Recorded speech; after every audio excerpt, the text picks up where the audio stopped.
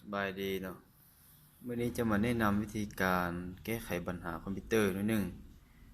คือปัญหาคอมพิวเตอร์คือเวลาเราเปิดเนาะเปิดวินโดว์ขึ้นมาแล้วจะเป็นหน้าจอเนาะหน้าจอดำแบบนี้เลยจะบ่มีจะบ่โชว์เดสก์ท็อปหน้าเดสก์ท็อปขึ้นมาจะเป็นเห็นแต่เมาส์แล้วจะเป็นจอดำแบบนี้เลยเนาะเป็นเราเปิดคอมพิวเตอร์ขึ้นมาแล้วจะมีปัญหาคือตัวนี้เนาะจะเป็นจอดำหมดเลยซึ่งวิธีการแก้ไขก็คือแบบนี้ให้ท่านกดปุ่มเนาะกดปุ่มอยู่หน้าจอเนาะกดปุ่มcontrol alt นะ control alt delete นะกดปุ่ม control alt delete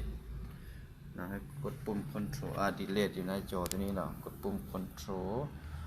แล้วก็ delete เนาะ delete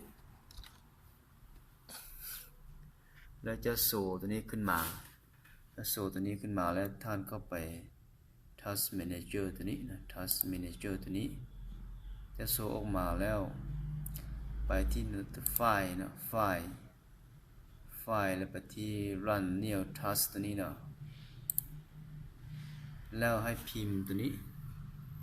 explorer เนาะ explorer.exe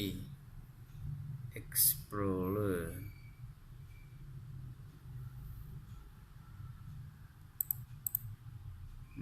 x e e x p l o r e r e x e แล้วมาคลิกที่โอเคแล้วจะได้นะ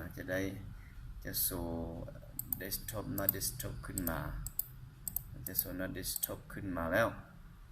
เนาะวิธีการแก้ไขก็คือง่ายๆแบบนี้ถ้าว่าปัญหาอยู่ในคอมพิวเตอร์ของท่านอาจพบปัญหาคือแบบนี้นะท่านก็สามารถแก้ไขคือแบบนี้เนาะมันบ่จำเป็นสิลงวิดีโอใหม่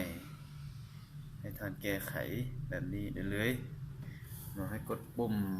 control กดปุ่มตัวนี้เนาะ control R ตัวนี้นะกดปุ่มกันแล้วก็ไปกดปุ่ม delete นะ